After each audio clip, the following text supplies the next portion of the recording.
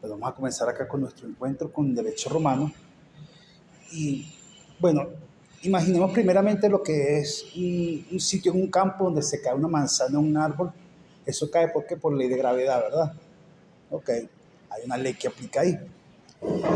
Pero imaginemos entonces una situación donde haya un conflicto de dos personas peleándose por un ganado. Ok, ahí hay una ley que debe resolver eso, ¿sí? Esa situación de conflicto.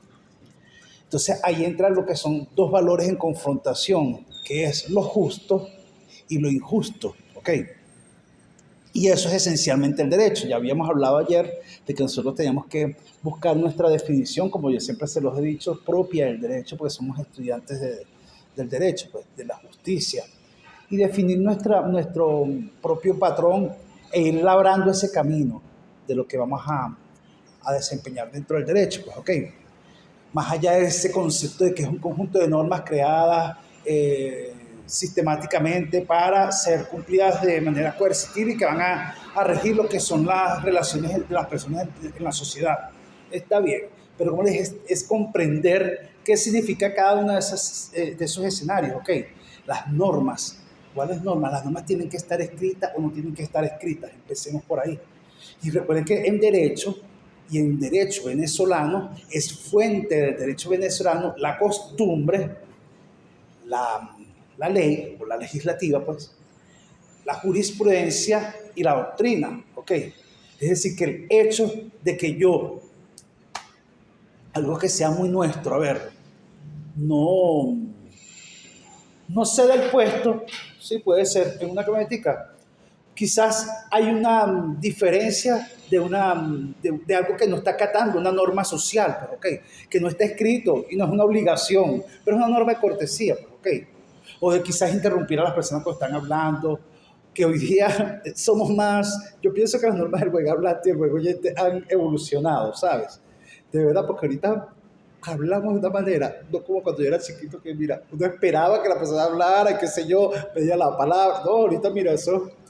Pero es así, hemos evolucionado. ¿Por qué les hago esta observación? Porque en el derecho romano, ese sistema jurídico que rigió a Roma y sus instituciones, desde su fundación antes del 753 a.C. hasta la muerte de Justiniano, tiene una evolución muy interesante, pues, del derecho y se mantiene vigente hoy día.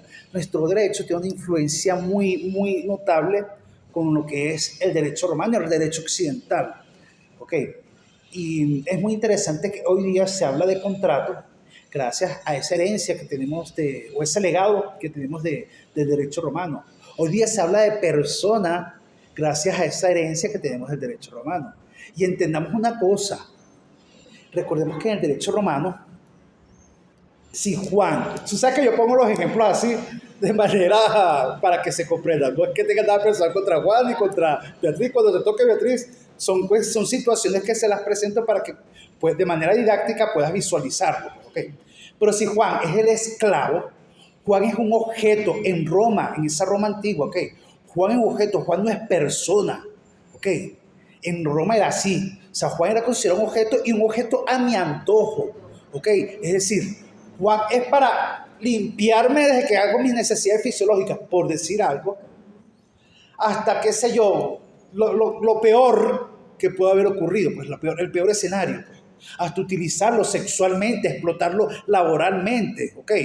Sí, porque Juan es un objeto, ¿ok? Y fíjense una cosa, Juan pudo haber sido un empresario, ¿ok? Pero si Juan adquiría una deuda con Beatriz y con José Gregorio, y Juan no cumplía con su obligación de pagar, Juan era sometido a subasta como esclavo y perdía esa condición de civis, ¿ok? Sí, entonces fíjense cómo era, y entonces ¿qué ocurre? No crean que ellos eran los santos en aquel entonces, ¿ok? Donde Juan va a mantenerse todo el tiempo como un civis, es decir, como un sujeto de derechos, sí, con derechos, porque Juan, por ser ciudadano romano, tenía esa condición de derecho, más allá de antes que fuese esclavo, ¿ok? Él tiene una condición porque Juan es un empresario, ¿ok? Perfecto, vamos a verlo así. Entonces existe esa competencia malsana que siempre ha existido, esa envidia. Entonces yo llego y Beatriz, vamos a poner un acuerdo, vale, chica, vamos a sacar este tipo del mercado. Para que Juan, quita esto para que no jose, eche a tu negocio. Y Beatriz también te va a invertir para que le eches pichón a tu negocio, ¿me entiendes? Tú no sabes la trampa que te están teniendo ahí. Juan quiere la deuda porque nosotros mismos nos encargamos de sabotear el negocio a Juan y listo. ¿Quiénes van a ser los que van a subastar? Vamos a subastar a Juan, bueno, yo doy tanto, y si no nos ponemos de acuerdo, ¿sabes qué ocurría? Terminaban con la vida de Juan, ya la vida, así era el derecho romano, porque como te estoy diciendo, era un objeto, no eras nadie, no tenías derecho. Entonces fíjense cómo ha evolucionado el derecho, que hoy día, y no estoy hablando, y fíjense que pongo a Juan que es catirito, porque aquí no se trata de color de piel ni nada de ese asunto, más allá que la gente piensa que los esclavos eran los negros, no, es un tema de que tú pierdes esa condición si llega a esa situación que tú no puedes asumir, ¿sí? Entonces, bien, en aquel entonces era así. Bueno, pero entonces el derecho romano, como les decía, les estoy dando un breve bosquejo para que puedan irse adentrando en lo que es el derecho romano y lo que hoy día es persona y cómo ha evolucionado todo esto. Entonces, bueno, en el derecho romano vamos a hablar de 3 etapas, de 3 fases del derecho romano. Primero, lo que era el derecho antiguo.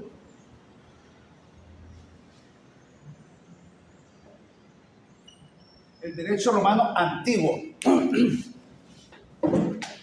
que es el que rige hasta el siglo II antes de Cristo. Era estricto, formalista y exclusivo para los ciudadanos romanos. Me quedo con Juan. Juan te tocó hoy. ¿Sí? Su fuente principal era la costumbre, pero aparece algo muy interesante, que son la ley de las 12 tablas. Recuerden que esto es mucho más antiguo de antes de Cristo, No estamos hablando aquí que si de los 10 mandamientos ni nada de eso. Y vamos a ver qué se refiere eso a las 12 tablas, La caracterización correcta de ese derecho antiguo, de ese derecho romano antiguo, como le dije, que era estricto, formalista y exclusivo, atendía solemnidades, actos solemnes donde la palabra tenía un valor, y donde tú vas a hacer algo, tú decías, yo, Beatriz, le vendo a Juan mi cantidad de ganado, qué sé yo, se cumplió una ceremonia, toda una ceremonia para poder lograr esa negociación, No existía el contrato escrito, No existía la ley que rigiera eso, pero ¿qué pasaba? Llega un momento en esa historia, en ese acontecer, ya sigo aquí para después irles relatando. Era para entender el cómo y el por qué debemos adentrarnos en el evento que marcó su transición de un derecho puramente consuetudinario, a eso voy, y sacerdotal a uno escrito y público, que es donde salen estas 12 tablas. Bueno, voy a echarles el cuento. ¿Qué ocurre? Que bueno, yo soy el emperador, y como les dije, el emperador no era la persona más maravillosa del mundo, Eran personas que, bueno, tuvieron una vida, una crianza, qué sé yo. Y dentro de esos emperadores o esos César que conocemos, hay muchas historias, Hay quienes tienen mujeriegos, homosexuales, qué sé yo, monopolistas, O sea, diferentes conductas, ¿entiendes? Diferentes perfiles, ¿sí? Y que bueno, si yo soy monopolista, yo voy a querer todo el dinero para mí, por supuesto, Voy a querer acaparar todo el mercado, ¿me entiendes? Y de alguna forma tengo que sacar a la competencia del mercado, veámoslo así en palabras actuales, Y voy a tener que exprimir a más no poder al pueblo, ¿con qué? Con los impuestos y todo esto, a ponerlas a padecer, a objeto de fortalecer mi riqueza, ¿sí me explico? Lo hacía a mi antojo. O si yo soy el más mujeriego, yo voy a tener un harén de mujeres, O si soy homosexual porque existió, Voy a tener los gladiadores a mi antojo, ¿me entiendes? ¿Sí me explico? O sea, no es un secreto, Y no es una cosa que hoy día no, eso antes era desatado, Entonces, ante esta situación, se entre en vigor lo que es las 12 tablas, para atender ese derecho consuetudinario, ¿okay? Esa costumbre que marcara, si se quiere, la forma en que se iba a realizar el procedimiento. Pues, ¿okay? Entonces esas 12 tablas obedecen, vamos a leer acá a ver qué tengo aquí, antes de irme para allá. Aquí digo yo que hasta aproximadamente el 450 a.C., el derecho romano era ese conjunto de costumbres, ¿ok?, no escritas, controlado casi en exclusiva por los patricios y el colegio de pontífices, ¿ok? Los plebeyos, que constituían la mayor parte del ejército de la población productiva, sufrían arbitrariedades judiciales, por lo que les estoy señalando. Si yo soy monopolista, por supuesto que no, José. Vaya y corre el impuesto que no tiene un hijo, ¿ok? Y ese hijo vale, ¿ok? O tiene una mujer y esa mujer vale. Tráetela para acá y ya con eso asumes el impuesto de aquí a tal tiempo. Era así, tal cual. O sea, la persona tenía el pater family, que más adelante vamos a hablar de eso, el padre de familia. Tenía, para ser pater family, tenía ese perfil donde asumía lo que era la tutela. Es más, la mujer siempre fue un personaje tutelado. Tutelado quiere decir que no tenía representación propia. Tú no podías llegar y vender tus bienes, no. Tenía que ser bajo la tutela, ¿ok? Sí, que en su momento vamos a ver también lo que es la tutela y lo vamos a comprender mejor cuando estudiemos la tutela, la curatela y todo esto, porque el derecho romano es muy interesante, ¿sabes? Y como les dije, es el nacimiento propiamente de nuestro derecho. Entonces, ¿en qué consistía? Para ver, antes de irme para allá, aquí coloqué que la plebe exasperada exige las leyes escritas, fue parte de lo que le estoy diciendo, para evitar esa aplicación arbitraria del derecho por los magistrados patricios. Es decir, también los plebeyos dijeron, bueno, pero ya basta, cónchale, ya no podemos, estamos pasando hambre, nos estamos muriendo, o nuestras mujeres las tiene solamente esta persona, este patricio, o bueno, los gladiadores mismos, pues porque quizás no tenían esa conducta, pero cónchale, me enamoré de Juan, ¿me explico? Y entonces, bueno, y Juan tenía que satisfacerme, pues, ¿me explico? Porque Juan no le queda otro, que si no corre en vida corre riesgo su vida, pues, ok. O sea, sencillamente a Juan, lo siento, vámonos, pues, ¿me entiendes? Tú me entiendes que es el sentido figurado. Okay. Y tú también, o sea, que somos adultos, pues. Pero es la manera de que me comprendan lo que les quiero decir. Entonces Juan dice, bueno, ya basta, pero es que yo no soy homosexual y este tipo está, vamos a tener que regular esto, pues, ¿entiendes? Porque no es que se trata de la costumbre, sino vamos a regular esa costumbre, y aparece la ley de las 12 tablas para cesar esa arbitrariedad de que yo me quiero adueñar de los bienes de Juan o de las cosas de Juan, etcétera, ¿ok? ¿Sí? Entonces, ¿en qué consistía esto de las 12 tablas? No fue una ley novedosa, sino porque de hecho lo que ocurre aquí es que los romanos visitan Grecia, ¿ok? Ellos van a Grecia, porque Grecia también tenía una muy interesante legislación. Vamos a leer aquí lo que coloqué yo aquí. Su valor revolucionario no radicó en su contenido, sino en su publicidad, ¿ok? Por primera vez el derecho se fijó por escrito y se expuso en el foro para que todos los ciudadanos, patricios y plebeyos pudieran conocerlo. ¿Okay? Esto fue algo público, algo que se dijo, mira, aquí están las 12 tablas donde se rigen tales y cuales situaciones. ¿Okay? El texto original se perdió. ¿Okay? Aquí lo que quedan son referencias de escritores como Cicerón o como Gallo, ¿okay? O el mismo Ulpiano, que ya yo te hablé a ti de Ulpiano, ¿verdad?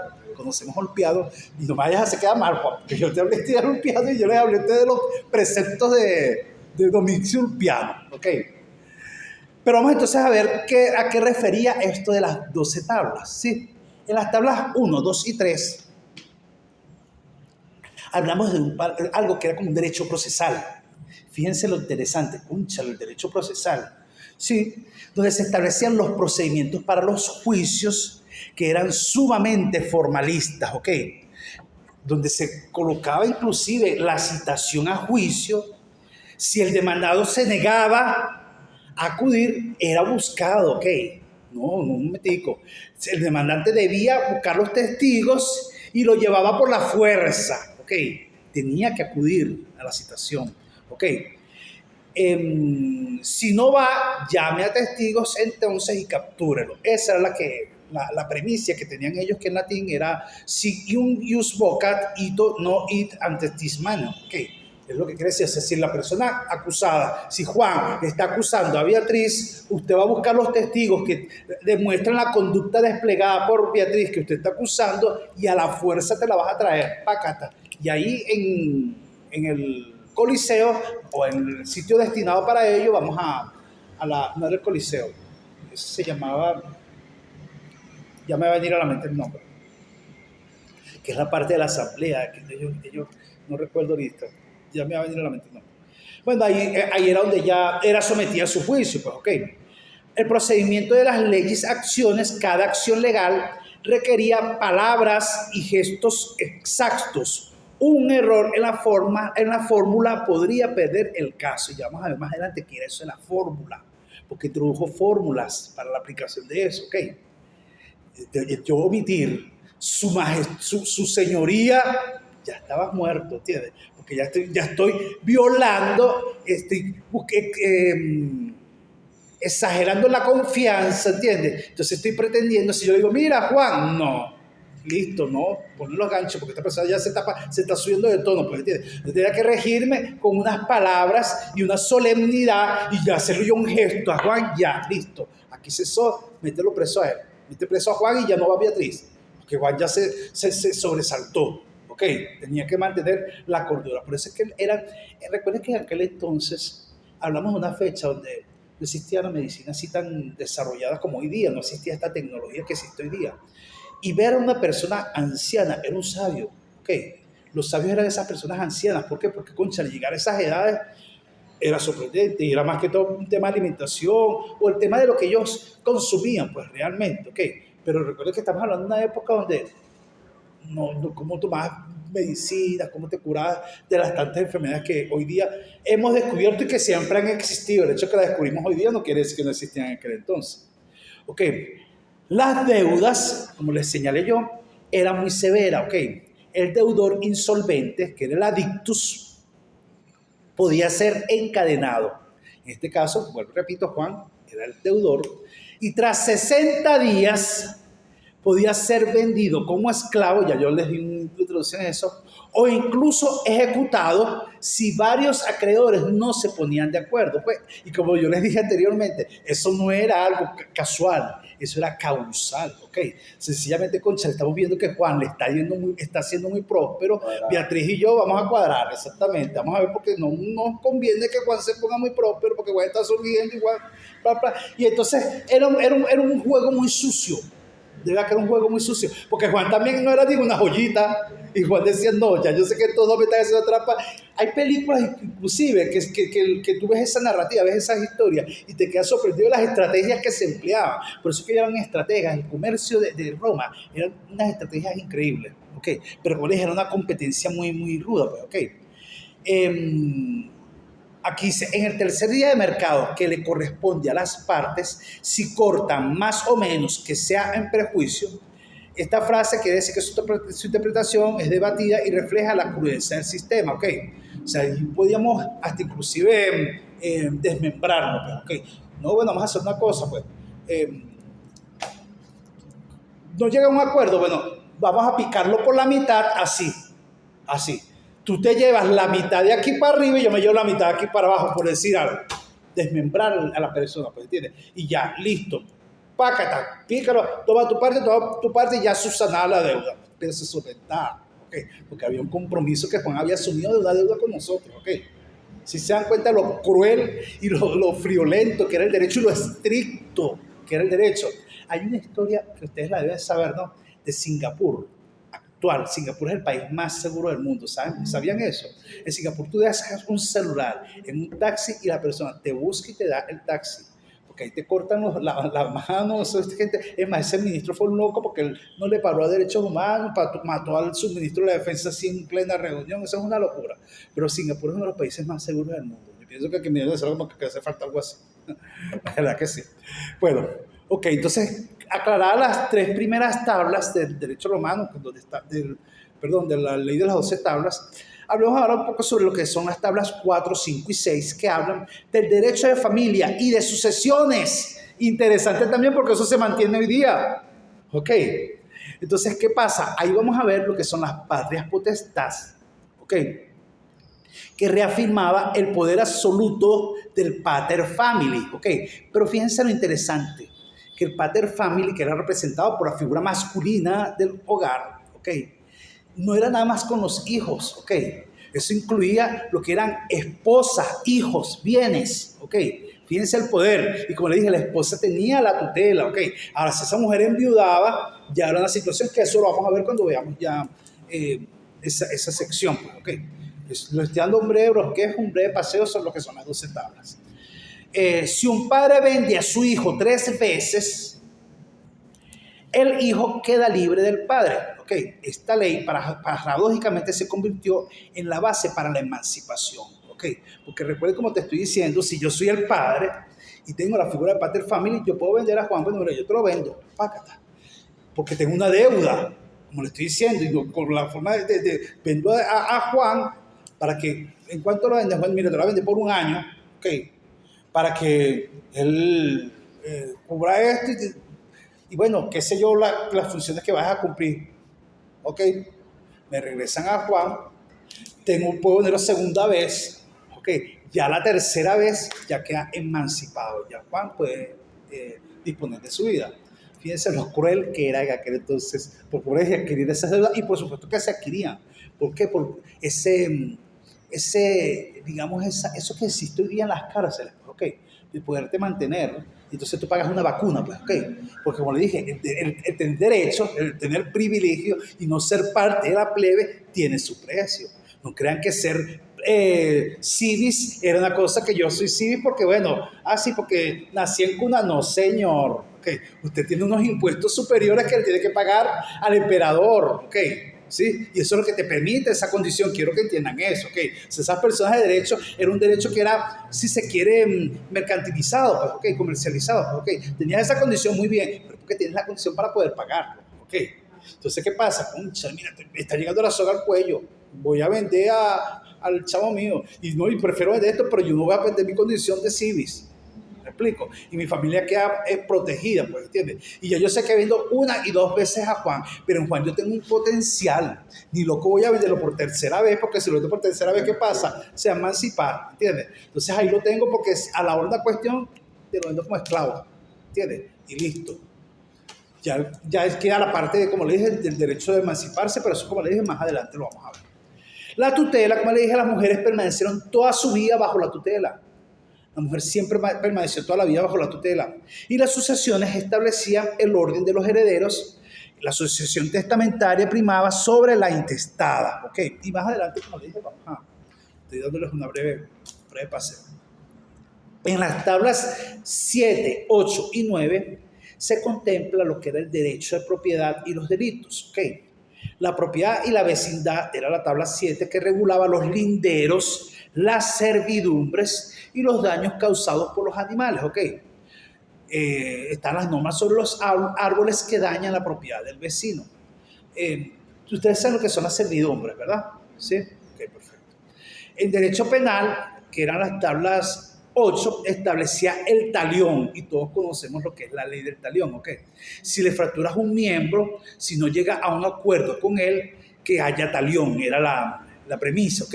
Para lesiones graves y multas fijas para delitos menores. Esto era lo que conocemos hoy día como, bueno, así, entonces, ojo por ojo, diente por diente, porque en palabras más, palabras menos. Y el derecho público, que era la tabla 10, contenía principios fundamentales, la más famosa, que era no se han de imponer leyes privadas o privilegios. ¿Okay? Un principio de igualdad ante la ley, que también prohibía juzgar a ciudadanos sin juicio y consagraba la apelación ante los comicios por censura. Si entiendes, Beatriz, lo que es el derecho público, lo entiendes, seguro. Juan, derecho público, si lo sabes, yo te lo digo. ¿Qué era el derecho público? Acuérdate, el derecho público es la relación ¿de quién? De las personas. No. ¿De las personas con quién? Con el Estado, ¿ok? De los particulares con el Estado. Y el derecho privado es la relación entre particulares, ¿sí? Ok, no se les olvide. Muy bien. Y luego tenemos en la tabla 10, 11 y 12 las disposiciones varias y complementos, donde se establecía el derecho sacro, que regulaba los entierros, prohibiendo las pompas fúnebres excesivas y la cremación dentro de la ciudad, así como las tablas 11 y 12 que se consideran apéndices que contenían la prohibición del matrimonio entre patricios y plebeyos derogada después de la Lux Canelonia. ¿Okay? Entonces, ¿cómo rigió ese derecho antiguo? Bueno, como les dije, las 12 tablas eran esa ley fundamental de esa república temprana y mantuvo una autoridad superior durante un largo periodo de tiempo. ¿Okay? Y siempre su influencia se ejerció a través de lo que llamamos la base del iuris civile. ¿Okay? Iuris civile.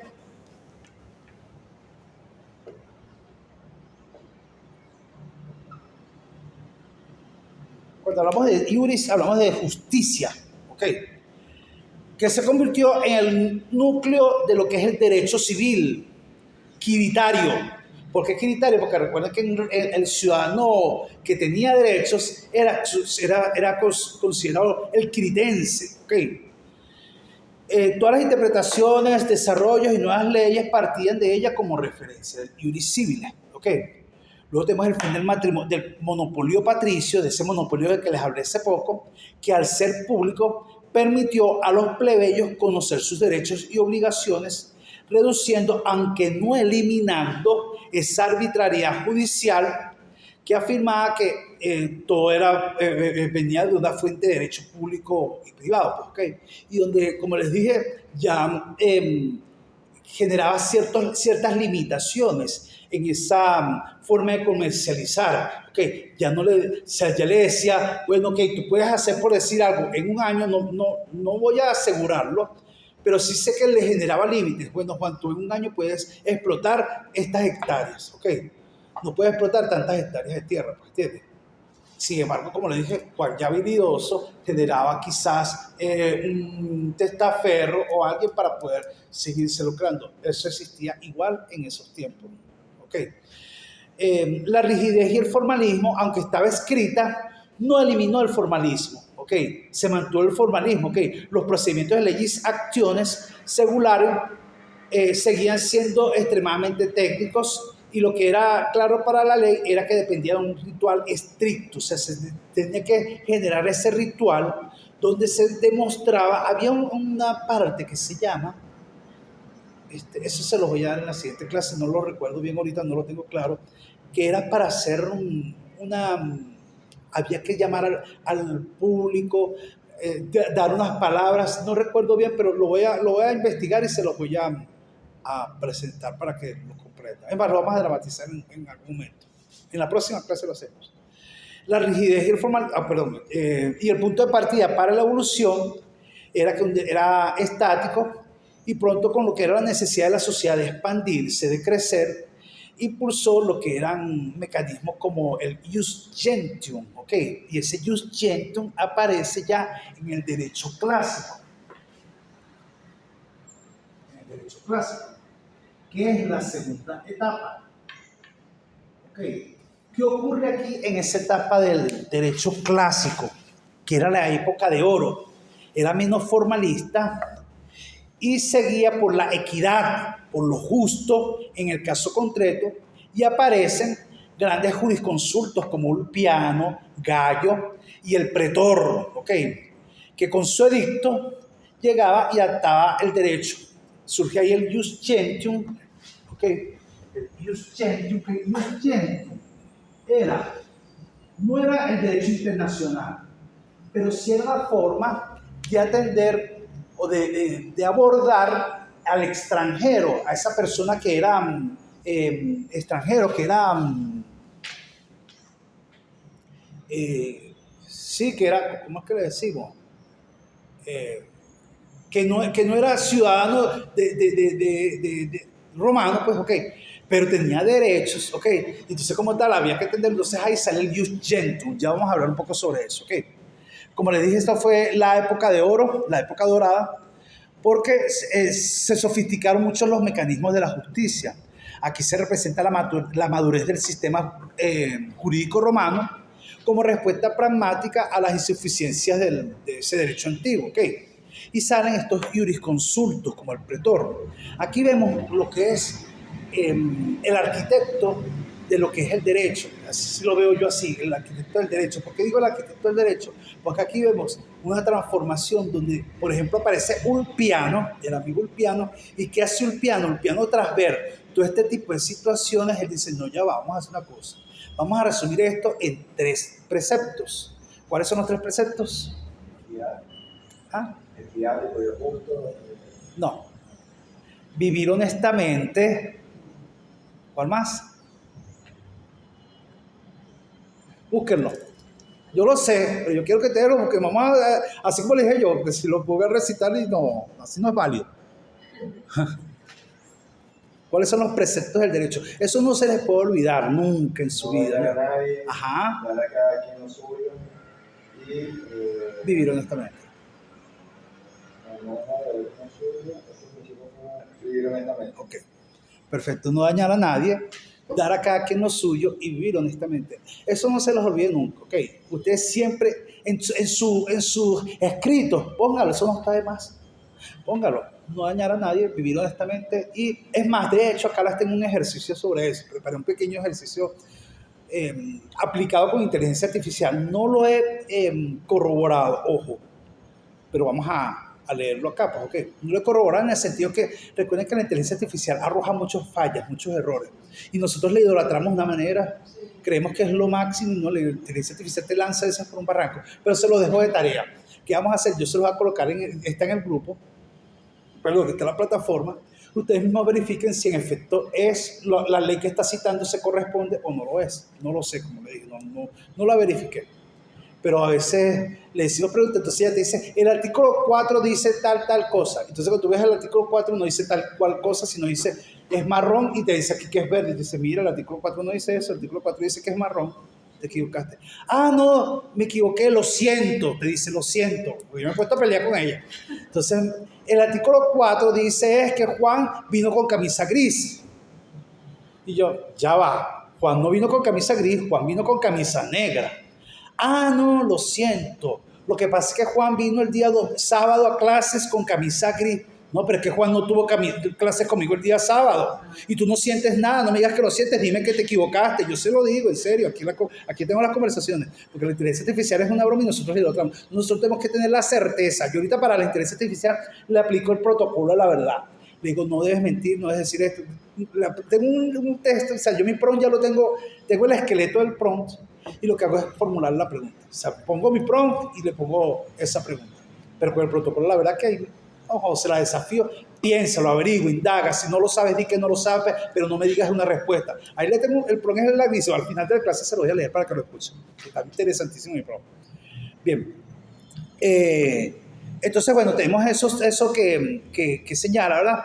Pero ¿qué pasa? Que la importancia capital de lo que son las fuentes romanas radica primero en respondere, que es dar respuestas, ok, respondere, y era su función principal, pues emitía opiniones jurídicas sobre casos concretos que le concernían ¿a quién?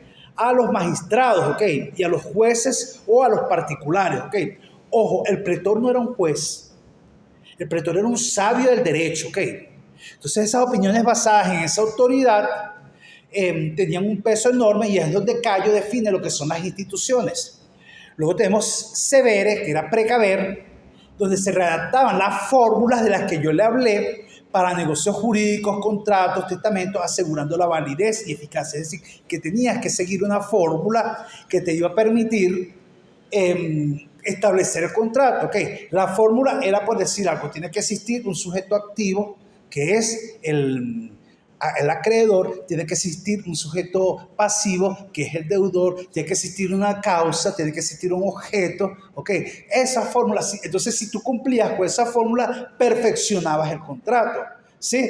Si no cumplías con esos elementos de la fórmula, el contrato no se perfeccionaba y como tal se veía cuestionada tu participación. Y recuerde, como le estoy diciendo, aquí ya hay un dolo en los términos actuales y entonces como tal vamos a actuar contra Juan porque entonces Juan, tú cuando hiciste este contrato, tú no hiciste esto, así que vas a tener que responder ante la justicia, pues ok, y va a ocurrir todo lo que tenía que ocurrir. Entonces ese procedimiento que yo le señalé en la parte de derecho, del derecho procesal en el que estaba establecido en las primeras tablas de las 12 tablas.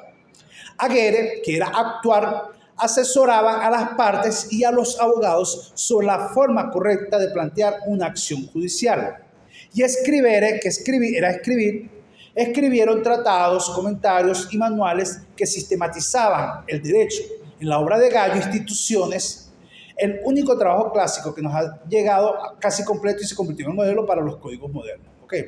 Pero ¿por qué fueron tan importantes estas partes? Porque aquí se veía lo que era la interpretación creativa y se basaba en lo que era la equidad. ¿Okay? Y nos permitía, digamos, ilustrar, suavizar, adaptar y expandir ese ius civile que existía en aquel entonces, ¿okay? Sin necesidad de tener que cambiar la ley. Pues. O sea, ya con eso nos permitía adecuarnos sin tener que reformar lo que era la ley, pues, ¿okay? Y entonces eso se convirtió en un modelo para los códigos modernos, para los códigos de hoy día, ¿okay? El pretor, como les dije, era un magistrado, ¿okay? Con el poder de mando, cuya función original era la administración de justicia. Pero como les dije, el pretor no era un juez, ¿okay? Él sencillamente era un sabio, ¿verdad? Y que tenía como herramienta poderosa el edicto pretorio, que al asumir el cargo, el pretor publicaba un edicto donde anunciaba las reglas procesales que se aplicarían en un año, ¿okay? ¿Qué ocurría? No, pero si yo soy pretor, no, hombre, yo voy a hacer todo lo posible por enriquecerme, por lucrarme, ¿ok? Como les dije, esas no eran unas joyitas, pues en aquel entonces, ¿ok? Entonces, teóricamente, era anual, sí es verdad, pero en la práctica hizo que los pretores sucesivos copiaran esa parte sustancial de los edictos y creaban lo que era un edicto perpetuo que evolucionaba con el tiempo, ¿ok? O sea, por decir algo, Juan era el pretor de este año y Juan decía, todos venimos con zapatos deportivos a la clase, por decir algo. Entonces yo llegaba y tomaba ese edicto de Juan, y entonces copiaba el mismo edicto y ya yo no cambiaba, sino que tienen que ser de la marca tal, para lucrarme, para beneficiarme, ¿sí me explico? Siempre buscando esa parte y ahí se iba perpetrando ese mandato que se generaba. ¿Okay? Porque como les dije, el pretor no era una joyita tampoco y buscaba ese favorecimiento a sus intereses particulares. Porque la justicia, como les dije, estaba un poco, esa balanza estaba un poco inclinada hacia estas instituciones de poder. ¿Okay? Y vuelvo y repito, no nada más en la parte mercantil, pudo haber sido en la parte de la misma familia, de los esclavos, de las propiedades, de los bienes, de las, ¿cómo se llama? De esos vicios, ¿sí? ¿Por qué no? O de esas abominaciones o aberraciones, vamos a verlo así, pues, ok. Pues como le dije, eran aberraciones que prácticamente por mi figura de pretor, o sea, no era el más santo y como tal tendríamos aberraciones, y cuando tengo el poder, bueno, chicos, mira, todos los que vengan de negro tienen, qué sé yo, un impuesto de tanto, y eran montos exorbitantes porque perseguían un propósito particular, pues, ok. Bueno, aquí dice que el rol del pretor fue revolucionario porque creó lo que era el derecho indirecto, ¿ok? El pretor no podía derogar el ius civile, ¿ok? Existía el ius civile, como le dije, que era la materia que regía, pero podía ayudar, suplir o corregir el derecho civil, ¿ok? Y lo hacía a través de su poder de conceder o de negar acciones judiciales, ¿ok? Esto procede o esto no procede, ¿ok? ¿Qué otra cosa? A través de su edicto crea el derecho pretorio, y lo llamamos así porque funcionó en paralelo, modernizando de facto esa actitud, esa acción que generaba en aquel entonces. Ya va, voy a hacer una pausa acá.